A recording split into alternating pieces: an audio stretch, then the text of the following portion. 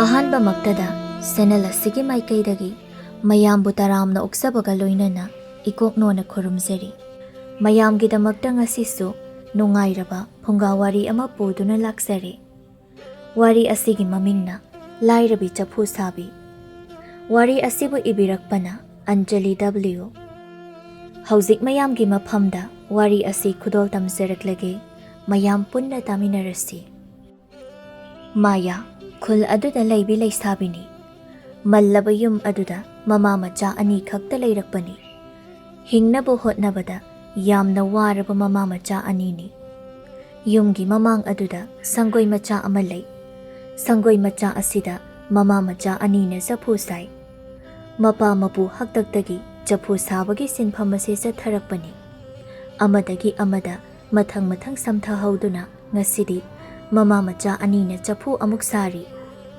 ꯇꯣꯝꯕꯤꯅ ꯀꯩꯊꯦꯜꯗ ꯆꯐꯨ ꯌꯣꯜꯂꯤ, ꯃꯌꯥꯅ ꯃꯌꯨꯝꯗ ꯆꯐꯨ ꯁꯥꯏ꯫ ꯇꯣꯝꯕꯤꯁꯨ ꯃꯔꯛ ꯃꯔꯛꯇ ꯆꯐꯨ ꯁꯥꯕ ꯌꯥꯎꯁꯤꯜꯂꯤ꯫ ꯁꯪꯒꯣꯏ ꯑꯗꯨꯗꯅ ꯃꯌꯥꯅ ꯆꯐꯨ ꯁꯥꯔꯤ꯫ ꯅꯨꯡꯉꯥꯏꯕ ꯊꯕꯛ ꯑꯃꯗꯤ ꯅꯠꯇꯦꯀꯣ ꯃꯁꯦ꯫ ꯊꯕꯛ ꯈꯨꯗꯤꯡꯃꯛꯁꯦ ꯂꯣꯏꯅ ꯋꯥꯕꯖꯥꯠꯅꯤ꯫ ꯃꯤꯒꯤ ꯄꯤꯒꯗꯕ ꯆꯐꯨꯁꯨ ꯃꯁꯤꯡ ꯁꯨꯗ꯭ꯔꯤ꯫ ꯑꯩꯈꯣꯏ ꯏꯃꯥꯗꯨꯕꯨ ꯀꯩꯊꯦꯜ ꯆꯠꯀꯗꯧꯔꯤꯕ ꯖꯥꯠꯂꯥ?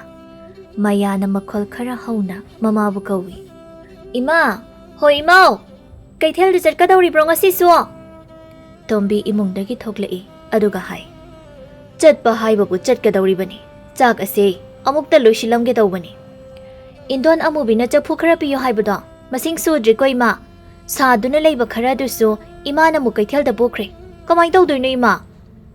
ꯃꯍꯥꯛꯅ ꯍꯥꯏꯔꯝꯕ ꯑꯗꯨꯕꯨ ꯆꯐꯨ 10 ꯍꯥꯏꯕ ꯅꯠꯇ꯭ꯔꯣ?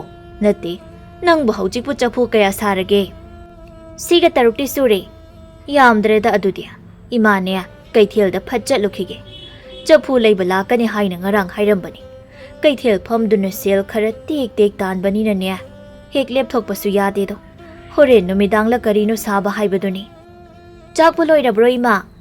ꯂꯣꯏꯔꯒꯨꯝꯕꯅꯤ꯫ ꯏꯟꯁꯥꯡ ꯊꯨꯝ ꯊꯥꯛꯂꯒ ꯌꯥꯔꯅꯤ꯫ ꯏꯃꯥꯁꯨ ꯈꯔ ꯆꯥꯔꯒ ꯆꯠꯈꯤꯒꯦ꯫ ꯅꯪꯁꯨ ꯄꯨꯟꯅ ꯆꯥꯍꯧꯔꯁꯤꯗꯅ꯫ ꯁꯤ ꯂꯣꯏꯁꯤꯟꯗꯅ ꯀꯃꯥꯏꯅ ꯆꯥꯗꯣꯏꯅꯣ?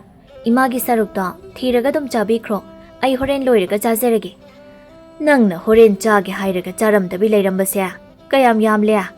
ꯆꯥꯕ ꯊꯛꯄꯁꯨ ꯑꯃꯠꯇ ꯃꯇꯝ ナꯏꯗ꯭ꯔꯦ꯫ ꯅꯁꯥꯗꯣ ꯅꯥꯔꯛꯄ ꯁꯣꯏꯔꯣꯏꯀꯣ ꯅꯪ꯫ ꯆꯥꯅꯤꯡꯗ꯭ꯔꯗꯨꯅ ꯇꯧꯕꯅꯤ꯫ ꯆꯥꯅꯤꯡꯕ ꯀꯥꯟꯗ ꯌꯥꯝꯅ ꯆꯥꯔꯒ ꯂꯣꯏꯔꯦ꯫ ꯐꯔꯦ ꯐꯔꯦ ꯑꯗꯨꯗꯤ ꯏꯃꯥ ꯆꯥꯛ ꯂꯣꯏꯁꯤꯜꯂꯨꯈꯤꯒꯦꯀꯣ꯫ ꯍꯣꯏ ꯏꯃꯥ꯫ ꯇꯣꯝꯕꯤ ꯏꯃꯨꯡꯗ ꯆꯪꯈ꯭ꯔꯦ꯫ ꯃꯌꯥꯅ ꯆꯐꯨ ꯑꯗꯨꯕꯨ ꯃꯈꯥ ꯇꯥꯅ ꯁꯥꯔꯤ꯫ ꯇꯥꯟꯖꯥ ꯑꯗꯨꯗ ꯂꯩꯀꯥꯏꯒꯤ ꯃꯧꯄ꯭ꯋꯥ ꯅꯨꯄꯥ ꯑꯃ ꯂꯥꯛꯏ꯫ ꯊꯣꯏꯕꯅ ꯃꯆꯦꯕꯨ ꯌꯦꯡꯗꯨꯅ ꯍꯥꯏ, ꯏꯆꯦ, ꯏꯆꯦ, ꯆꯐꯨ ꯁꯥꯔꯤꯔꯣ? ꯊꯣꯏꯕ, ꯅꯪ ꯂꯥꯛꯏꯕ꯭ꯔꯣ? ꯏꯆꯦ ꯆꯐꯨ ꯁꯥꯔꯤꯅꯦ꯫ ꯂꯥꯛꯑꯣ, ꯁꯤꯗ ꯐꯝꯂꯨ ꯂꯥꯎ꯫ ꯍꯣꯏ ꯏꯆꯦ꯫ ꯊꯣꯏꯕ ꯐꯝꯊꯩ꯫ ꯃꯌꯥꯅ, ꯀꯔꯤ ꯂꯩꯔꯒꯦ ꯅꯪꯕꯣ? ꯏꯃꯥꯅ ꯁꯦꯜ ꯂꯧꯔꯨꯁꯣ ꯍꯥꯏꯗꯨꯅ ꯂꯥꯛꯂꯤꯕꯅꯤ꯫ ꯁꯦꯜ ꯍꯥꯏꯕ? ꯑꯣ, ꯑꯩꯗꯤ ꯏꯀꯥꯎꯕ ꯀꯥꯎꯊꯣꯛꯂꯨꯔꯦ꯫ ꯏꯃꯥꯕꯣꯛꯀꯤ ꯁꯦꯜꯗꯣ ꯄꯤꯊꯣꯛꯀꯦ ꯍꯥꯏꯅ ꯇꯧꯕꯅꯤ꯫ ꯏꯃꯥꯅ ꯑꯃꯨꯛ ꯈꯔꯁꯨ ꯂꯧꯊꯣꯛꯈ꯭ꯔꯦ꯫ ꯑꯩꯕꯨ ꯁꯦꯜ ꯑꯗꯨꯕꯨ ꯁꯨꯔꯝꯈꯤꯒꯗ꯭ꯔꯅꯦ? ꯊꯣꯏꯕ, ꯅꯪ ꯁꯤꯗ ꯉꯥꯏꯍꯥꯛꯇꯪ ꯐꯝꯂꯝꯃꯨꯀꯣ꯫ ꯏꯆꯦ, ꯅꯪ ꯁꯦꯜ ꯂꯩꯇ꯭ꯔꯗꯤ ꯇꯣꯛꯑꯣꯗ꯫ ꯏꯃꯥꯅ ꯍꯪꯂꯨꯁꯣ ꯍꯥꯏꯗꯨꯅ ꯂꯥꯛꯄꯅꯤ꯫ ꯏꯃꯥꯗ ꯏꯆꯦ ꯂꯩꯍꯧꯗꯦ ꯍꯥꯏꯅ ꯍꯥꯏꯔꯒꯦ꯫ ꯌꯥꯅꯤꯗ, ꯏꯆꯦ ꯄꯤꯒꯦ, ꯅꯪ ꯐꯝꯃꯨꯀꯣ꯫ ꯑꯁꯤ ꯍꯥꯏꯗꯨꯅ ꯃꯥꯌꯥ ꯏꯃꯨꯡꯗ ꯆꯪꯈꯤ꯫ ꯑꯩꯅ ꯊꯝꯈꯤꯕ ꯁꯦꯜ ꯑꯗꯨꯕꯨ, ꯑꯣ, ꯁꯤꯗ ꯂꯩꯔꯦ꯫ ꯁꯦꯜꯁꯦ ꯁꯨꯗꯤ ꯁꯨꯗ꯭ꯔꯤꯁꯦ꯫ ꯑꯩꯕꯨ ꯁꯤꯗꯒꯤꯁꯨ ꯍꯦꯟꯅ ꯂꯩꯇꯦ꯫ ꯏꯃꯥꯗ ꯂꯩꯔꯝꯒꯗ꯭ꯔꯅꯦ? ꯍꯣꯏ ꯏꯃꯥ, ꯅꯪꯉꯣꯟꯗ ꯁꯦꯜꯒ ꯂꯩꯕ꯭ꯔꯣ? ꯇꯣꯝꯕꯤꯅ ꯈꯨꯝꯕꯤ꯫ ꯏꯃꯥꯗꯗꯤ ꯁꯦꯜ ꯑꯃꯠꯇ ꯂꯩꯇꯦꯅꯦ꯫ ꯍꯟꯗꯛꯇꯤ ꯄꯣꯠꯅꯒ ꯁꯤꯠꯇꯕꯅꯦ꯫ ꯃꯤꯒꯤ ꯑꯇꯣꯟꯕ ꯁꯦꯜꯒ ꯁꯤꯡꯗꯣꯛꯈꯤꯕꯅꯦ꯫ ꯏꯃꯥꯕꯣꯛꯅ ꯁꯦꯜ ꯄꯤꯔꯛꯑꯣ ꯍꯥꯏꯅ ꯍꯥꯏꯕ ꯃꯥꯜꯂꯦ꯫ ꯊꯣꯏꯕꯁꯦ ꯁꯦꯜ ꯂꯧꯕ ꯂꯥꯛꯑꯦ꯫ ꯑꯩꯉꯣꯟꯗ ꯂꯩꯔꯤꯕ ꯑꯁꯤꯅꯗꯤ ꯁꯨꯗ꯭ꯔꯦ꯫ ꯀꯃꯥꯏ ꯇꯧꯅꯤ ꯏꯃꯥ? ꯈꯪꯗ꯭ꯔꯦꯗ꯫ ꯂꯥꯏꯔꯕꯒꯤ ꯃꯄꯣꯛ ꯑꯁꯤ ꯌꯦꯡꯂꯨ ꯈꯨꯗꯤꯡ ꯑꯋꯥꯠꯄꯒꯤ ꯑꯋꯥꯠꯄꯗ ꯉꯥꯏꯔꯤ꯫ ꯐꯅ ꯀꯟꯅꯗꯤ ꯃꯤꯒ ꯃꯤꯃꯥꯟꯅꯅ ꯍꯤꯡꯕ ꯉꯝꯅꯕ ꯍꯣꯠꯅꯕꯅꯤ꯫ ꯑꯗꯨꯕꯨ ꯃꯆꯤ ꯏꯔꯦꯡ ꯂꯦꯡꯗꯦ꯫ ꯍꯦꯟꯅ ꯂꯥꯏꯔꯕꯒꯤ ꯀꯣꯝ ꯑꯁꯤꯗ ꯄꯨꯊꯔꯛꯄꯒꯨꯝ ꯇꯧꯏ꯫ ꯑꯩꯉꯣꯟꯗ ꯂꯩꯔꯤꯕ ꯈꯔꯁꯦ ꯍꯥꯟꯅ ꯄꯤꯈ꯭ꯔꯁꯤ ꯍꯥꯏꯕ꯭ꯔꯥ ꯏꯃꯥ? ꯍꯣꯏ, ꯃꯗꯨ ꯍꯥꯟꯅ ꯄꯤꯈ꯭ꯔꯣ꯫ ꯑꯋꯥꯠꯄ ꯑꯗꯨꯅꯅꯦ ꯍꯣꯔꯦꯟ ꯏꯃꯥꯅ ꯀꯩꯊꯦꯜ ꯀꯨꯝꯂꯛꯄꯒ ꯄꯤꯔꯒꯦ ꯍꯥꯏꯔꯣ꯫ ꯍꯣꯏ ꯏꯃꯥ꯫ ꯑꯁꯤ ꯍꯥꯏꯗꯨꯅ ꯃꯥꯌꯥ ꯃꯄꯥꯜꯗ ꯊꯣꯛꯈ꯭ꯔꯦ꯫ ꯇꯣꯝꯕꯤꯅ ꯃꯆꯥꯅꯨꯄꯤꯕꯨ ꯌꯦꯡꯗꯨꯅ ꯃꯆꯤꯜꯗ ꯁꯣꯜꯍꯧꯏ꯫ ꯑꯩꯒꯤ ꯏꯆꯥ ꯃꯌꯥꯁꯦ ꯑꯣꯟꯊꯣꯛꯅ ꯃꯔꯥꯏꯕꯛ ꯊꯤꯔꯦꯗꯀꯣ꯫ ꯃꯄꯥꯅ ꯅꯧꯅ ꯍꯨꯟꯗꯣꯛꯄꯤꯔꯝꯕꯗꯒꯤ ꯃꯃꯥ ꯑꯩꯒ ꯄꯨꯟꯅ ꯑꯋꯥꯕ ꯀꯌꯥꯁꯦ ꯃꯥꯌꯣꯛꯃꯤꯟꯅꯔꯛꯂꯤ꯫ ꯃꯇꯥꯔꯣꯏꯁꯤꯡꯒꯤ ꯃꯔꯛꯇ ꯐꯥꯎꯕ ꯇꯤꯟꯖꯗꯅ ꯍꯤꯡꯅꯕꯒꯤ ꯂꯥꯟꯐꯝ ꯑꯁꯤꯕꯨ ꯂꯥꯟꯊꯦꯡꯅꯕꯗ ꯃꯍꯥꯛꯁꯨ ꯌꯥꯎꯔꯤ꯫ ꯃꯥꯌꯥꯅ ꯊꯣꯏꯕꯗ ꯁꯦꯜ ꯈꯔꯗꯨ ꯄꯤꯗꯨꯅ ꯍꯥꯏ, ꯊꯣꯏꯕ, ꯁꯦ, ꯃꯁꯤꯒꯤ ꯁꯦꯜ ꯈꯔꯁꯤ ꯍꯥꯟꯅ ꯄꯨꯈ꯭ꯔꯣ, ꯈꯔ ꯋꯥꯠꯄ ꯑꯗꯨꯅ ꯍꯌꯦꯡ ꯁꯣꯏꯗꯅ ꯄꯤꯔꯒꯦ ꯍꯥꯏꯅ ꯍꯥꯏꯌꯨꯀꯣ꯫ ꯍꯣꯏ ꯏꯆꯦ, ꯑꯗꯣ ꯑꯩ ꯑꯃꯨꯛ ꯆꯠꯂꯒꯦ꯫ ꯆꯠꯂꯣ ꯆꯠꯂꯣ, ꯁꯦꯜ ꯑꯗꯨ ꯇꯥꯍꯧꯅꯤꯀꯣ꯫ ꯑꯗꯣ ꯏꯆꯦ, ꯑꯁꯣꯝꯗ ꯅꯨꯄꯥ ꯑꯃ ꯁꯒꯣꯜ ꯊꯧꯔꯒ ꯂꯥꯛꯍꯧꯏꯉꯣ, ꯅꯤꯡꯊꯧꯒꯤ ꯃꯆꯥꯅꯨꯄꯥꯅꯦꯌꯦ, ꯃꯁꯛꯀ ꯌꯥꯝꯅ ꯐꯖꯖꯥꯠꯅꯤ꯫ ꯅꯤꯡꯊꯧꯒꯤ ꯃꯆꯥꯅꯨꯄꯥ ꯂꯥꯛꯍꯧꯔꯒ ꯀꯩꯗꯧꯔꯒꯦ? ꯅꯪ ꯃꯥꯒꯤ ꯃꯁꯛ ꯎꯖꯔꯕ꯭ꯔꯣ? ꯎꯗ꯭ꯔꯤꯗ, ꯎꯔꯒ ꯀꯔꯤ ꯀꯥꯟꯅꯗꯣꯏꯕ ꯑꯩꯗꯤ? ꯁꯨꯝ ꯍꯥꯏꯕꯅꯤꯗ, ꯑꯩ ꯆꯠꯂꯦ ꯑꯗꯨꯗꯤ ꯏꯆꯦ꯫ ꯑꯁꯤ ꯍꯥꯏꯗꯨꯅ ꯊꯣꯡꯒꯥꯜ ꯑꯗꯣꯝꯗ ꯊꯨꯅ ꯌꯥꯡꯅ ꯆꯦꯟꯈꯤꯔꯝꯃꯤ꯫ ꯃꯌꯥ ꯃꯍꯥꯛꯅ ꯁꯥꯔꯝꯕ ꯆꯐꯨ ꯑꯗꯨꯕꯨ ꯃꯈꯥ ꯇꯥꯅ ꯑꯃꯨꯛ ꯁꯥꯊꯔꯤ꯫ ꯇꯣꯝꯕꯤꯁꯨ ꯆꯥꯛ ꯈꯔ ꯆꯥꯔꯒ ꯃꯈꯨꯠꯇ ꯈꯥꯎ ꯑꯃ ꯌꯥꯟꯗꯨꯅ ꯃꯄꯥꯜꯗ ꯊꯣꯛꯂꯛꯏ꯫ ꯆꯐꯨ ꯁꯥꯔꯤꯕꯤ ꯃꯆꯥꯅꯨꯄꯤꯕꯨ ꯌꯦꯡꯗꯨꯅ ꯍꯥꯏ, ꯕꯦꯝꯃ, ꯏꯃꯥ ꯆꯠꯂꯦꯀꯣ, ꯐꯖꯅ ꯂꯩꯔꯝꯃꯨꯀꯣ꯫ ꯍꯣꯏ ꯏꯃꯥ, ꯉꯟꯅ ꯍꯟꯕꯤꯔꯛꯑꯣ꯫ ꯆꯠꯂꯦ, ꯏꯃꯥ ꯆꯠꯂꯦꯀꯣ꯫ ꯇꯣꯝꯕꯤꯁꯨ ꯆꯠꯈ꯭ꯔꯦ꯫ ꯃꯌꯥ ꯆꯐꯨ ꯑꯗꯨꯕꯨ ꯂꯣꯏꯁꯤꯟꯅꯕ ꯀꯟꯅ ꯁꯥꯔꯤ꯫ ꯃꯁꯤꯇ ꯂꯣꯏꯁꯤꯜꯂꯒ ꯆꯥꯛ ꯆꯥꯔꯒꯦ ꯇꯧꯕꯅꯤ, ꯄꯥꯛ ꯍꯦꯛꯇ ꯂꯣꯏꯁꯤꯟꯕ ꯌꯥꯗꯦ ꯇꯧꯔꯤꯁꯦ, ꯈꯨꯠ ꯁꯥ ꯀꯥꯏꯁꯦ ꯑꯃꯠꯇ ꯌꯥꯗ꯭ꯔꯕꯅꯦ ꯑꯩ꯫ ꯇꯥꯟꯖꯥ ꯑꯁꯤꯗ ꯁꯒꯣꯜ ꯈꯣꯡꯕꯒꯤ ꯃꯈꯣꯜ ꯑꯃ ꯃꯍꯥꯛꯅ ꯇꯥꯔꯛꯂꯝꯃꯤ꯫ ꯀꯗꯥꯏꯗꯒꯤ ꯁꯒꯣꯜ ꯃꯈꯣꯜꯅꯣ ꯁꯤꯕꯣ? ꯀꯅꯥ ꯂꯥꯛꯄ ꯖꯥꯠꯅꯣꯅꯦ? ꯑꯃꯨꯛ ꯈꯪꯅꯤꯡ ꯅꯤꯡꯁꯤꯡꯂꯛꯏ꯫ ꯊꯣꯏꯕꯅ ꯍꯥꯏꯔꯝꯕꯗꯨꯕꯨ ꯁꯒꯣꯜ ꯊꯧꯔꯒ ꯅꯤꯡꯊꯧꯒꯤ ꯃꯆꯥꯅꯨꯄꯥ ꯂꯥꯛꯍꯧꯋꯦ ꯍꯥꯏꯕ ꯅꯠꯇ꯭ꯔꯥ? ꯃꯍꯥꯛ ꯑꯣꯏꯔꯕ ꯖꯥꯠꯂꯅꯦ? ꯑꯩꯒꯤ ꯌꯨꯝ ꯑꯁꯤꯗꯕꯨ ꯀꯔꯝꯅ? ꯅꯠꯂꯝꯃꯣꯏꯗ꯫ ꯔꯥꯖꯀꯨꯃꯥꯔ ꯁꯛꯍꯦꯟꯕꯅ ꯃꯥꯒꯤ ꯁꯒꯣꯜ ꯑꯗꯨꯗꯒꯤ ꯀꯨꯝꯊꯔꯛꯇꯨꯅ ꯆꯪꯂꯛꯏ꯫ ꯃꯃꯥꯏ ꯑꯗꯨꯅ ꯌꯨꯝꯂꯣꯝꯗ ꯑꯣꯟꯁꯤꯟꯗꯨꯅ ꯀꯧꯏ, ꯌꯨꯝꯁꯤꯕꯨ ꯃꯤ ꯂꯩꯕ꯭ꯔꯣ? ꯌꯨꯝꯁꯤꯕꯨ ꯃꯤ ꯂꯩꯕꯤꯕ꯭ꯔꯣ? ꯃꯌꯥꯅ ꯁꯪꯒꯣꯏꯗꯒꯤ ꯈꯨꯝꯃꯤ, ꯂꯩꯌꯦ, ꯀꯔꯤ ꯍꯥꯏꯕꯤꯒꯗꯕ? ꯅꯨꯄꯤꯒꯤ ꯈꯣꯟꯖꯦꯜ ꯑꯁꯤꯗ ꯔꯥꯖꯀꯨꯃꯥꯔ ꯁꯛꯍꯦꯟꯕ ꯃꯃꯥꯏꯗꯨ ꯃꯇꯨꯡꯗ ꯐꯠ ꯂꯩꯊꯣꯛꯏ꯫ ꯃꯁꯛ ꯃꯇꯧ ꯌꯥꯝꯅ ꯐꯖꯕꯤ ꯅꯨꯄꯤ ꯑꯃꯅ ꯆꯐꯨ ꯁꯥꯗꯨꯅ ꯂꯩꯔꯤꯕꯗꯨ ꯃꯍꯥꯛꯅ ꯎꯔꯤ꯫ ꯃꯄꯨꯛꯅꯤꯡꯗ ꯈꯜꯂꯤ, ꯆꯐꯨ ꯁꯥꯕꯤ ꯃꯌꯥ ꯍꯥꯏꯅ ꯍꯥꯏꯕꯗꯨ ꯃꯁꯤꯒꯤ ꯅꯨꯄꯤ ꯑꯁꯤ ꯑꯣꯏꯕ ꯇꯥꯏ꯫ ꯀꯌꯥꯗ ꯃꯁꯛ ꯐꯖꯈ꯭ꯔꯕ ꯅꯨꯄꯤꯅ ꯌꯦꯡꯉꯨꯅꯤ꯫ ꯑꯁꯨꯛ ꯐꯖꯕ ꯅꯨꯄꯤꯗꯤ ꯁꯛꯍꯦꯟꯕ ꯑꯩꯒꯤ ꯄꯨꯟꯁꯤꯗ ꯑꯃꯨꯛꯇ ꯐꯥꯎ ꯊꯦꯡꯅꯔꯛꯇ꯭ꯔꯤ, ꯑꯣꯟꯊꯣꯛꯅ ꯐꯖꯈ꯭ꯔꯦꯗ꯫ ꯃꯌꯥꯅ ꯑꯃꯨꯛꯀꯁꯨ ꯍꯥꯏ, ꯀꯔꯤ ꯍꯥꯏꯕꯤꯒꯗꯕꯅꯣ? ꯑꯗꯨꯕꯨ ꯃꯌꯥ ꯃꯍꯥꯛꯁꯨ ꯃꯄꯨꯛꯅꯤꯡꯗ ꯈꯜꯂꯤ, ꯔꯥꯖꯀꯨꯃꯥꯔ ꯍꯥꯏꯕꯗꯣ ꯃꯍꯥꯛ ꯑꯣꯏꯔꯕ ꯖꯥꯠꯂꯥ? ꯑꯣꯟꯊꯣꯛꯅ ꯆꯨꯡ ꯐꯤꯔꯥꯜ ꯆꯥꯈ꯭ꯔꯦꯗ, ꯃꯍꯥꯛ ꯑꯁꯤꯕꯨ ꯑꯣꯏꯔꯤꯗꯔꯅꯦ? ꯁꯨꯝꯗꯧꯕ, ꯆꯐꯨ ꯁꯥꯕꯤ ꯃꯌꯥ ꯍꯥꯏꯔꯤꯁꯤꯕꯨ ꯁꯣꯝ ꯑꯣꯏꯕꯤꯔꯕ꯭ꯔꯥ? ꯃꯥꯅꯦ, ꯑꯩ ꯏꯁꯥꯃꯛꯅꯦ꯫ ꯌꯥꯝꯅ ꯅꯨꯡꯉꯥꯏꯖꯔꯦ ꯊꯦꯡꯅꯖꯕ, ꯆꯐꯨ ꯈꯔ ꯂꯩꯒꯦ ꯍꯥꯏꯗꯨꯅ꯫ ꯆꯐꯨ ꯂꯩꯕꯒꯤ ꯑꯣꯏꯔꯕꯗꯤ ꯍꯧꯖꯤꯛꯃꯛꯀꯤꯗꯤ ꯌꯥꯔꯔꯣꯏ, ꯑꯇꯣꯞꯄ ꯃꯤꯒꯤ ꯂꯣꯏꯁꯤꯟꯒꯗꯕ ꯈꯔꯁꯨ ꯋꯥꯠꯂꯤꯌꯦ꯫ ꯑꯗꯣꯝꯅ ꯑꯊꯨꯕꯒꯤ ꯑꯣꯏꯔꯕꯗꯤ ꯆꯐꯨ ꯁꯥꯕ ꯌꯨꯝ ꯈꯔꯁꯨ ꯂꯩꯕꯅꯦ, ꯃꯈꯣꯏꯗꯒꯤ ꯑꯣꯏꯅ ꯂꯩꯕꯤꯔꯣ꯫ ꯌꯥꯅꯤꯗ, ꯑꯩꯗꯤ ꯅꯪꯉꯣꯟꯗꯒꯤ ꯑꯗꯨꯝ ꯂꯩꯒꯅꯤ꯫ ꯅꯪꯅ ꯁꯥꯕ ꯉꯝꯒꯗꯕ ꯅꯨꯃꯤꯠ ꯑꯗꯨꯕꯨ ꯍꯦꯛꯇ ꯍꯥꯏꯌꯨ, ꯑꯩ ꯑꯗꯨꯝ ꯉꯥꯏꯖꯒꯦ꯫ ꯀꯨꯏꯔꯅꯤꯗ, ꯑꯇꯣꯞꯄꯗꯒꯤ ꯑꯣꯏꯅ ꯂꯩꯕꯤꯔꯨꯔꯣ꯫ ꯌꯥꯅꯤꯗ, ꯅꯪꯉꯣꯟꯗꯒꯤ ꯑꯁꯨꯝ ꯂꯩꯒꯦ ꯑꯩ꯫ ꯑꯗꯣ ꯀꯔꯝ ꯀꯥꯟꯗ ꯑꯃꯨꯛ ꯂꯥꯛꯑꯣ ꯍꯥꯏꯕꯅꯣ ꯑꯩꯕꯣ? ꯀꯔꯤꯒꯤꯅꯣ ꯍꯥꯏꯁꯤꯕꯣ?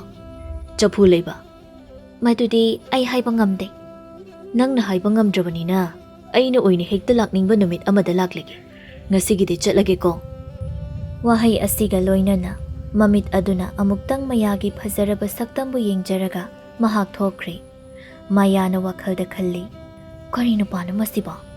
ꯃꯔꯣꯜꯂꯣꯟꯕ ꯃꯤꯠꯌꯦꯡꯒ ꯌꯥꯝꯅ ꯌꯦꯡꯉꯦ ꯍꯥꯏ ꯋꯥꯅꯤ꯫ ꯅꯤꯡꯊꯧ ꯃꯆꯥ ꯑꯃꯕꯨ ꯑꯁꯨꯝꯅ ꯇꯧꯅꯒꯗ꯭ꯔꯅꯦ?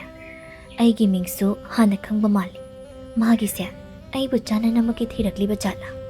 ꯃꯁꯛ ꯑꯁꯤ ꯎꯕꯗ ꯅꯨꯄꯥꯗ ꯅꯨꯄꯥ ꯃꯥꯟꯈ꯭ꯔꯦꯗ꯫ ꯃꯌꯥ ꯃꯄꯨꯟꯁꯤꯗ ꯑꯃꯨꯛꯇ ꯈꯟꯈꯤꯗ꯭ꯔꯤꯕ ꯋꯥꯈꯜ ꯑꯃ ꯈꯜꯂꯛꯄꯒꯨꯝ ꯇꯧꯔꯝꯃꯤ꯫ ꯋꯥꯈꯜ ꯑꯗꯨ ꯈꯟꯅ ꯈꯟꯅ ꯀꯔꯤꯒꯤꯅꯣ ꯈꯪꯗꯅ ꯃꯥꯏꯊꯣꯡ ꯑꯗꯨꯗ ꯃꯣꯃꯣ ꯅꯣꯛꯆꯔꯤ꯫ ꯁꯣꯝꯗꯅ ꯔꯥꯖꯀꯨꯃꯥꯔ ꯁꯛꯍꯦꯟꯕꯅ ꯃꯥꯒꯤ ꯁꯒꯣꯜ ꯑꯗꯨꯕꯨ ꯊꯧꯅ ꯊꯧꯅ ꯈꯟꯖꯩ꯫ ꯃꯌꯥ, ꯐꯖꯩꯀꯣ ꯅꯪꯒꯤ ꯅꯁꯛꯁꯦ꯫ ꯇꯁꯦꯡꯅ ꯅꯪꯁꯦ ꯃꯌꯥ ꯄꯨꯕꯤ ꯅꯨꯄꯤ ꯍꯥꯏꯕꯗꯨ ꯑꯣꯏꯕ ꯇꯥꯏ꯫ ꯃꯤꯅ ꯅꯪꯕꯨ ꯐꯖꯩ ꯍꯥꯏꯅꯕꯁꯦ ꯆꯨꯝꯂꯝꯂꯦꯗꯅ꯫ ꯃꯌꯥ, ꯅꯪꯕꯨ ꯑꯩꯒꯤ ꯑꯣꯏꯅ ꯐꯪꯖꯒꯦꯀꯣ꯫ ꯅꯪꯕꯨ ꯎꯔꯨꯕ ꯃꯤꯀꯨꯞ ꯑꯗꯨꯗꯒꯤ ꯑꯩꯒꯤ ꯊꯃꯣꯏ ꯑꯁꯦ ꯏꯉꯥꯎ ꯉꯥꯎꯔꯦ꯫ ꯊꯃꯣꯏꯁꯤꯗ ꯅꯪꯕꯨ ꯅꯨꯡꯁꯤꯕ ꯐꯥꯎꯔꯦ꯫ ꯃꯌꯨꯝ ꯀꯣꯅꯨꯡ ꯇꯝꯅ ꯁꯒꯣꯜ ꯑꯗꯨ ꯆꯨꯝꯗ꯭ꯔꯤꯡ ꯊꯧꯊꯈ꯭ꯔꯤ꯫ ꯑꯁꯨꯝꯅ ꯅꯨꯃꯤꯠ ꯃꯁꯤꯡ ꯈꯔꯅꯤ ꯍꯧꯖꯤꯟꯈ꯭ꯔꯕ ꯃꯇꯨꯡꯗꯅꯤ ꯔꯥꯖꯀꯨꯃꯥꯔ ꯁꯛꯍꯦꯟꯕ ꯃꯍꯥꯛꯀꯤ ꯁꯒꯣꯜ ꯑꯗꯨ ꯊꯧꯗꯨꯅ ꯃꯍꯥꯛ ꯃꯊꯟꯇ ꯆꯐꯨ ꯁꯥꯕꯤ ꯃꯌꯥꯒꯤ ꯃꯌꯨꯝ ꯇꯝꯅ ꯂꯥꯛꯏ꯫ Ikhau langlaba thamoy asina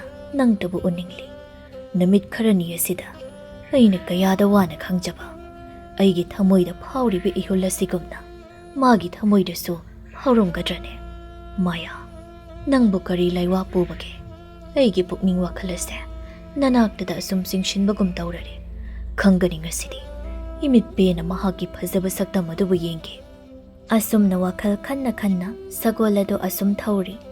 Somdana Maya su Chaphu kanna sari. Indon khoigi Chaphu sabadi ngarang na loikri. Nahan nongma ama Rajkumar na aigi nakta laktuna Chaphu sabi u haina hairam kiba adubu mahak pu lakhigadrane. Ngarang su lakadra haina ngaijabani adubu lakhide. He thamoy napija oibi aigi thamoy asina karigino lamlanba mahaki wakhalbo asuk khaliba. Ai asibu taungambi haibado oiridra. Apangba thamoy asina lamlanba nangbu nungsibagumna tawri. Ikai khangdabi haibado taradra aibo. Amuksu khalli. Handakti Chaphu sararoige. Lay hapnaba gamla ama oina sarage. Masina matang tanja phangbada mahaki maphamda khudol oina tamlage. Maithongda nokja laibaki lay hapnaba gamla amabu sanaba kanna thaurangi. Rajkumar sakhenbana makhoi thongal se yodi yausilaklese. Sagol se sida hekta pulamlage. Mahaktang leiramlabadi pharaganida. Sagol dagi kumthari. Sagol adubu mapham chana pulamlaga mahak yum aduda tapna changlakle. Karigino aigi mihulasina khangjong chonglakliba asibo. Ngasai lakpadadi asumna tawkhidabani. Aibo shakhenbi maya adubu sangoy asida leiba jala. Aibu cheptharaga lona hani yengsira. Hera nupanabu karigi lona yengbado hekta changsiladabani. Asumna khanduna phat changsilli. Mamaidu sangoy aduda leisilli. Sangoy aduda Maya na Chaphu sariba adubu uri. Maya su mi amana phat changlakpa aduda mamittu phat yengkhatli. Yengkhatluba mitpham aduda thamoyna ujaningba misak ama oirambaduda ikai nungsi yanana mamay adu laimay makhada satluk thaki. Rajkumar na mapukningda khalli. Laidi lairese mayumda lakpa mini. Mana hana kawgide haidene. Phare aina hana hekta kawrage. Asi khanduna kawi. Maya ai lakli. Ai uraga karigino namay luk thakribade. Ai bu masak khangjabro. Ibong yani somda lengkhatpiro phida sida phambiyo. Phamlage. Ado aina nahanmuk laktuna Chaphu sabage hairamba wafam adubu kamdaukrabage. Saba loikraba zala. Ibong saba hausedri. Marol ama khangdaba aduda hek sajinbadu nungaitaba. Yani hekta sajage karamba mawongda sasige. Thamoygi mawongda. Thamoygi mawongda haisibu karamba mawongno ne. Aina asuk koina Chaphu sarakpa asida adugumba mawongdi amukta sakhidri. Aidi hairoibu ibong. Haidrasu hainaba saro. Nangi mamalga amata watana pini aina. Mamalgidi araibanida. Aidi adumna saba haijaroi. Kanadona ama oina sahanbibana pharoidra.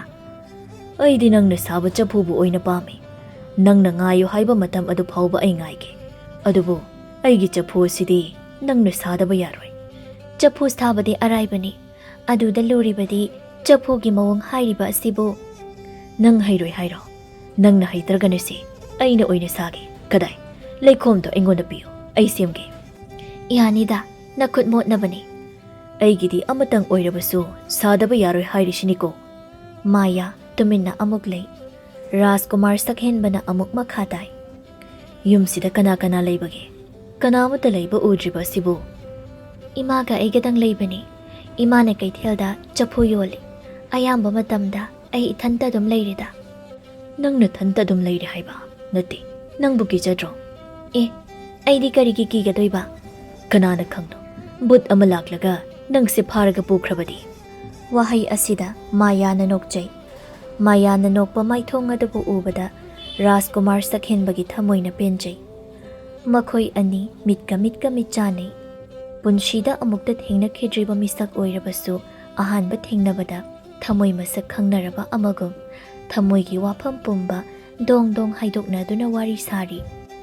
Namidangi matamni Maya chakhum aduda chak thongli phamduna chak thongli haijaba khaktani mahaki pukning wakhal adudi ajikpa leikol da leiri majil aduda mathanta haijai nangi nanakta phamduna asumna leibase ningol oibi aigi pukning ase yamna nungoli asumna oirakani haibase nongmata khalludeko ajikpa leikol asida nang aigi itausi uraga satliba leirangsingna lona lona yengnaribase yenguni tanja sida tombi chakhumda changlai machanupina murum sonduna leiriba adubu uraduna hai karino nangna murum sonduna leiriba adubu mashibu ngawdorubra karino ma tawriye aikhoi masidi wakhalga loina pungchai chai halihe natte nangna handak marak tawriba mawong asibu karino haibanida aibu kari tawrage ne ima kaya tuni yenguni masi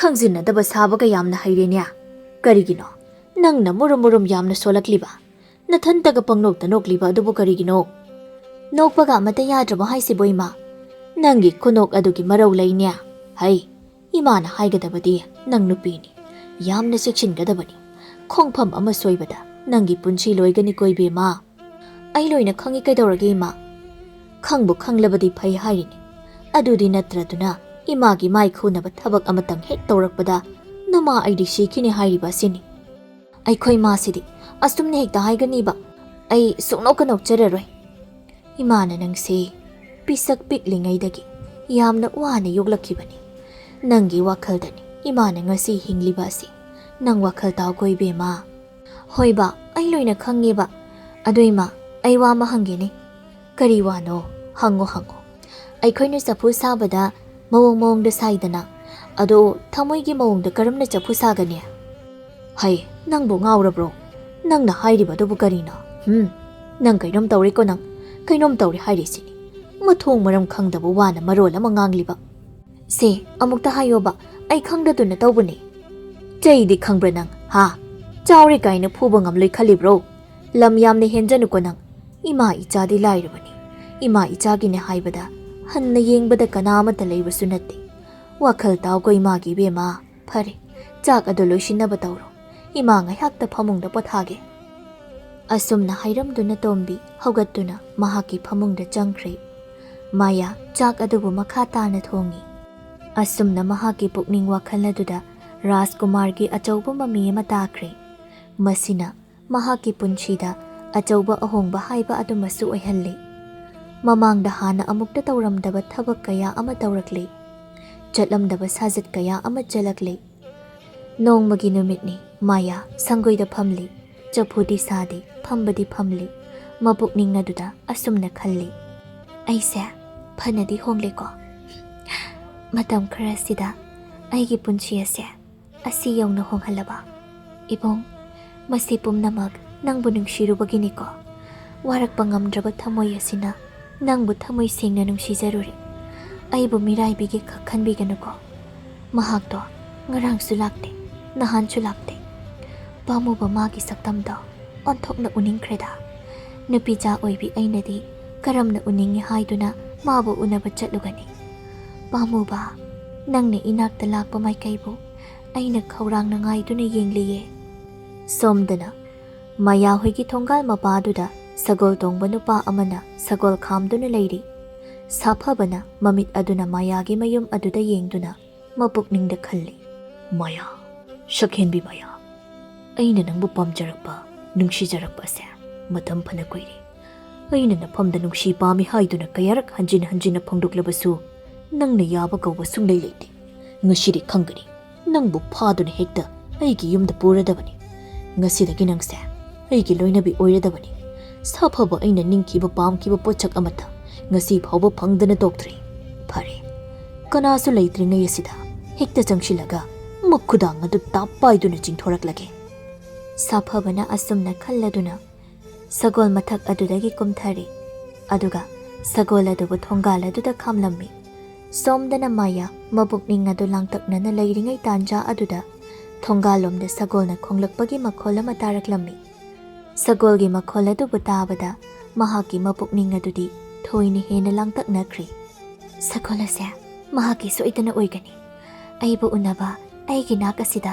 ꯃꯍꯥꯛ ꯂꯥꯛꯂ ꯃꯥꯜꯂꯤ ꯅꯨꯡꯉꯥꯏꯖꯔꯦꯗ ꯉꯁꯤꯗꯤ ꯊꯃꯣꯏ ꯄꯦꯟꯅ ꯌꯦꯡꯖꯒꯦꯀꯣ ꯑꯁꯨꯝꯅ ꯃꯕꯨꯛꯅꯤꯡ ꯑꯗꯨ ꯂꯥꯡꯇꯛꯅꯅ ꯂꯩꯔꯤ ꯃꯍꯥꯛꯀꯤ ꯃꯃꯥꯡꯗ ꯅꯨꯄꯥ ꯑꯃ ꯆꯪꯁꯤꯜꯂꯛꯇꯨꯅ ꯂꯦꯞꯂꯛꯂꯦ ꯍꯥꯏꯕꯁꯤ ꯃꯍꯥꯛ ꯈꯪꯂꯝꯃꯤ ꯑꯗꯨꯕꯨ ꯏꯀꯥꯏ ꯊꯤꯕꯤ ꯁꯥꯗꯨꯅ ꯃꯃꯥꯏ ꯑꯗꯨ ꯂꯩꯃꯥꯏꯗ ꯅꯣꯟꯊꯗꯨꯅ ꯂꯩ ꯁꯥꯐꯕꯅ ꯈꯜꯂꯤ ꯑꯩ ꯂꯥꯛꯄ ꯑꯁꯤꯗ ꯏꯀꯥꯏꯔꯤꯕ ꯍꯥꯏꯕꯗꯨ ꯑꯣꯏꯔ ꯃꯥꯜꯂꯤ ꯑꯗꯨꯕꯨ ꯑꯩ ꯉꯁꯤꯗꯤ ꯑꯩꯒꯤ ꯊꯃꯣꯏ ꯑꯁꯦ ꯄꯪꯊꯔꯔꯣꯏ ꯔꯥꯖꯀꯨꯃꯥꯔ ꯁꯛꯍꯦꯟꯕꯒꯤ ꯃꯈꯨꯠꯇ ꯃꯍꯥꯛꯄꯨ ꯇꯥꯈꯤꯗ꯭ꯔꯤꯉꯩ ꯑꯩꯅ ꯄꯨꯈꯤꯗꯕ ꯌꯥꯗꯦ ꯁꯥꯐꯕꯅ ꯃꯈꯣꯜ ꯊꯣꯛꯅ ꯍꯥꯏ ꯃꯥꯌꯥ ꯑꯩ ꯂꯥꯛꯂꯦ ꯃꯃꯥꯏ ꯂꯨꯞꯊꯗꯨꯅ ꯂꯩꯔꯝꯕ ꯃꯥꯌꯥ ꯇꯥꯔꯛꯂꯤꯕ ꯈꯣꯟꯖꯦꯜ ꯑꯗꯨꯗ ꯑꯉꯛꯄ ꯑꯃꯒ ꯂꯣꯏꯅꯅ ꯐꯠ ꯌꯦꯡꯈꯠꯂꯛꯏ ꯁꯛꯍꯦꯟꯕꯒꯤ ꯃꯍꯨꯠꯇ ꯁꯥꯐꯕꯅ ꯑꯣꯏꯅ ꯂꯦꯞꯇꯨꯅ ꯂꯩꯔꯝꯕ ꯑꯗꯨꯗ ꯐꯨꯛ ꯍꯧꯒꯠꯂꯛꯏ ꯑꯗꯨꯒ ꯃꯈꯣꯜ ꯑꯗꯨ ꯈꯔ ꯀꯟꯅ ꯍꯥꯏ ꯅꯪ ꯀꯔꯤꯒꯤ ꯃꯐꯝ ꯑꯁꯤꯗ ꯂꯥꯛꯂꯤꯕꯅꯣ ꯃꯐꯝ ꯑꯁꯤꯗ ꯂꯥꯛꯀꯅꯨ ꯅꯪ ꯆꯠꯈ꯭ꯔꯣ ꯃꯐꯝ ꯑꯁꯤꯗꯒꯤ ꯅꯪ ꯆꯠꯈ꯭ꯔꯣ ꯍꯩ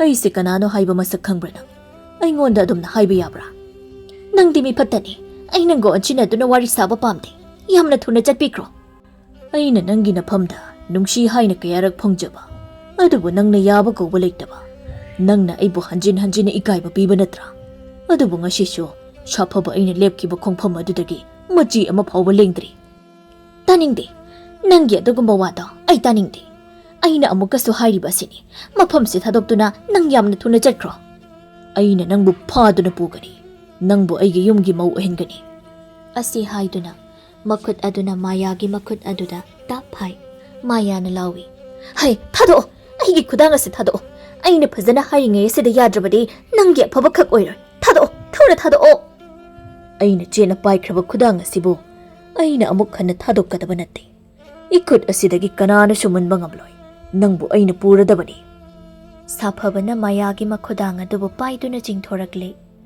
मायाना मखोल थोकना लाउजै पांगल सोनबी नुपीगी मपोक्ता पोकलुबनीना नुपा मंगोंदगी नानथोकपा ngamdre साफबना मागी सगोल अदुदा मायाबु चिंगखतले सगोल अदुदा मासु काखतले सगोल अदु थुना यांगना चिंयागी लंबी अदु तमना थौखिरमी थोइबना कैथेल तमना थुना यांगना चेलमी अदुगा ममाबोक तोंबीदा असुमना पाउ तमलम्मी माबो इचे मयादो नुपा मना फादुना सगोलदा हापतुना पुख्रे मागी सगोलदो आ चिंयारोमदा थौख्रे वाफम असिबु ताबदा तोंबी मागी मथमोय अदुदी सोय लाउख्रे करी हाइबा एगी इचानुपी मयाबु फाख्रे हाइबा करीनो हाइरिबु वाफम असिबो तोंबी वाफम असिदा पाखतकिदुना मफम अदुदा वांथखिरम्मी कैथेल फंबी सिंग अदुना तोंबीगी मकोकता इसिंग यैदुना कन्ना लाइकटनरी सोमदना राजकुमार सखेनबना चिंगनुंग अदुदा सा तालुबदगी मयुमदा हल्लगे हाइना थोगलकपनी ngасidi सासो अमता फाबा फंगट्रे मतमसिसु खरदि ngल्ली अइबो युमदा हनख्रसि हाइब्रने ngनचु ngल्लिबा सिबो कानदे पामुबि महाकी मयुमदा ओइनबु चलुखेगे थांगसिगा तेनसिगा फज्जन सिदा यपसिलगे थुना हेक्ता चटख्रगे असुमना खल्लदुना महाकी सगोल लैफम अदु तमना लाई तांजा अदुदा सगोल कन्न थौबगी मखोल अमगा नुपी अमना यामना कन्न लाउबगी मखोल अमगा महाकना तारकलम्मी ए कदाइदगी खोंजलनो अइना तारकलिबसिना सगोल सु कन्न थौबो माली नुपीरा नुपारा कनानोने ममित अदुना अकोइबा अदुदा कोयेंग येंगी मदुदा सगोल अमा चिंयागी लंबी अदुदा यामना कन्न थौरिबदु उरम्मी असिदा थौरिबसि ओइगनी महाकी सगोल ममांग असिदा नुपी अमसु तोंगुम तौई अइना तारिबा नुपीगी खोंजेल असि महाकी सोइदना ओइगनी महाकी से मसाना यादब नुपी फाबा हाइबदो सोइदना ओइगनी कयादा पांगजुबा नुपानी यंगुनी राजकुमार सखेनबा अइगी मिटमांगदा नंगना नुपी फाबा काइना हाइबदुदी ओइथोक्तबनी खंगनीदना नंग असि हाइदुना महाकी सगोल मथक अदुदा फन चोंखतली अदुगा सगोल अदु थुना यांगना थौदुना नुपादुबु तानख्रे साफबना हाय हई लाउगनो अइना लाउगनो हाइरिबसि नंग तादबरा अइबु थुना थादो सगोल असि थुना खामो अइना फजना हाइरिङै सिदा याहौबना नंगी फबोइगनी तुमिन लयु हाइरिबसिनी हे निफता हिचाबा नंगना इबु नुपीने हाइदुना उसितब नत्रा सगोल असि खामो नरि लैरबदे अइगा चाइनसि इ कयादुनि येंगुनेसे मचिल मचासिगा मयाना लाउरी साफबना सगोल कन्न थौरी सखेनबना सगोल कन्न थौदुना तानरकपना ꯃꯥꯡꯗ ꯁꯒꯣꯜ ꯊꯧꯔꯤꯕ ꯑꯗꯨꯒꯤ ꯃꯅꯥꯛ ꯌꯧꯁꯤꯜꯂꯛꯂꯤ꯫ ꯃꯍꯥꯛꯅ ꯂꯥꯎꯏ, "ꯍꯩ, ꯁꯒꯣꯜ ꯊꯧꯔꯤꯕ ꯄꯥꯊꯧ, ꯅꯪꯒꯤ ꯁꯒꯣꯜꯗꯣ ꯑꯃꯨꯛꯇ ꯈꯥꯝꯃꯣ꯫ ꯀꯔꯤꯒꯤꯅꯣ ꯅꯪꯅ ꯅꯨꯄꯤꯕꯨ ꯃꯁꯥꯅ ꯌꯥꯗꯅ ꯐꯥꯗꯨꯅ ꯄꯨꯔꯤꯕ? ꯀꯅꯥꯅꯣꯅꯦ ꯑꯃꯨꯛ ꯇꯨꯡꯗꯒꯤ ꯂꯥꯎꯔꯛꯂꯤꯕ ꯑꯁꯤꯅ?" ꯑꯁꯤ ꯍꯥꯏꯗꯨꯅ ꯃꯃꯥꯏꯗꯨ ꯂꯩꯊꯣꯛꯇꯨꯅ ꯇꯨꯡꯗ ꯌꯦꯡꯉꯤ꯫ ꯔꯥꯖꯀꯨꯃꯥꯔ ꯁꯛꯍꯦꯟꯕ ꯑꯣꯏꯔꯝꯕ ꯑꯗꯨ ꯃꯍꯥꯛ ꯈꯪꯂꯤ꯫ ꯃꯁꯤꯒꯤ ꯅꯨꯄꯥꯁꯤꯅ ꯀꯗꯣꯝꯗꯒꯤ ꯃꯨꯛ ꯍꯧꯔꯤꯕꯅꯣ? ꯃꯍꯥꯛꯅ ꯑꯩꯉꯣꯟꯗ ꯌꯦꯠꯄꯁꯦ ꯑꯣꯟꯊꯣꯛꯅ ꯌꯦꯠꯂꯤꯗꯀꯣ꯫ ꯁꯒꯣꯜꯗ ꯊꯨꯅ ꯈꯥꯝꯃꯨ, ꯁꯒꯣꯜ ꯈꯥꯝꯕꯅ ꯅꯪꯒꯤ ꯑꯐꯕ ꯑꯣꯏꯒꯅꯤ꯫ ꯑꯩ ꯁꯒꯣꯜ ꯈꯥꯝꯕ ꯌꯥꯗꯦ, ꯁꯒꯣꯜ ꯑꯁꯤ ꯊꯨꯅ ꯌꯥꯡꯅ ꯊꯧꯈ꯭ꯔꯒꯦ꯫ ꯁꯥꯐꯕꯅ ꯃꯥꯒꯤ ꯁꯒꯣꯜ ꯑꯗꯨꯕꯨ ꯀꯟꯅ ꯊꯧꯔꯤ꯫ ꯁꯛꯍꯦꯟꯕꯅ ꯀꯟꯅ ꯇꯥꯟꯅꯔꯛꯏ꯫ ꯀꯣꯟꯅ ꯊꯪꯗ ꯁꯛꯍꯦꯟꯕꯒꯤ ꯁꯒꯣꯜꯅ ꯁꯥꯐꯕꯒꯤ ꯁꯒꯣꯜ ꯃꯃꯥꯡ ꯑꯗꯨꯗ ꯊꯠꯆꯤꯟꯈ꯭ꯔꯤ꯫ ꯃꯈꯣꯏ ꯑꯅꯤꯃꯛꯀꯤ ꯁꯒꯣꯜ ꯆꯞ ꯆꯞ ꯂꯦꯞꯇꯨꯅ ꯂꯩꯔꯤ꯫ ꯁꯛꯍꯦꯟꯕꯅ ꯁꯒꯣꯜ ꯃꯊꯛ ꯑꯗꯨꯗꯒꯤ ꯐꯟ ꯆꯣꯡꯊꯔꯛꯇꯨꯅ ꯁꯥꯐꯕꯕꯨ ꯃꯈꯥꯗ ꯆꯤꯡꯊꯩ꯫ ꯃꯥꯌꯥꯁꯨ ꯁꯒꯣꯜꯗꯒꯤ ꯀꯨꯝꯊꯗꯨꯅ ꯅꯥꯀꯜ ꯑꯃꯗ ꯂꯦꯞꯇꯨꯅ ꯂꯩ꯫ ꯁꯛꯍꯦꯟꯕꯅ ꯍꯥꯏ, "ꯀꯔꯤꯒꯤꯅꯣ ꯅꯪꯅ ꯅꯨꯄꯤ ꯐꯥꯔꯤꯕꯗꯤ? ꯑꯗꯨꯁꯨ ꯔꯥꯖꯀꯨꯃꯥꯔ ꯁꯛꯍꯦꯟꯕ ꯑꯩꯒꯤ ꯊꯃꯣꯏꯅ ꯈ꯭ꯋꯥꯏꯗꯒꯤ ꯅꯨꯡꯁꯤꯖꯕ ꯃꯤꯁꯛ꯫ ꯅꯨꯡꯁꯤꯅꯤꯡꯕ꯭ꯔꯥ? ꯍꯥ? ꯑꯩꯅꯁꯨ ꯃꯥꯕꯨ ꯄꯥꯝꯃꯤ, ꯅꯨꯡꯁꯤ꯫ ꯑꯗꯨꯅ ꯑꯩꯅ ꯃꯥꯕꯨ ꯐꯥꯕꯅꯤ꯫ ꯃꯁꯤꯗ ꯅꯪꯒꯤ ꯀꯔꯤꯁꯨ ꯅꯊꯧ ꯂꯩꯇꯦ꯫ ꯀꯔꯤ? ꯑꯩꯒꯤ ꯏꯊꯧ ꯂꯩꯇꯦ ꯍꯥꯏꯕ?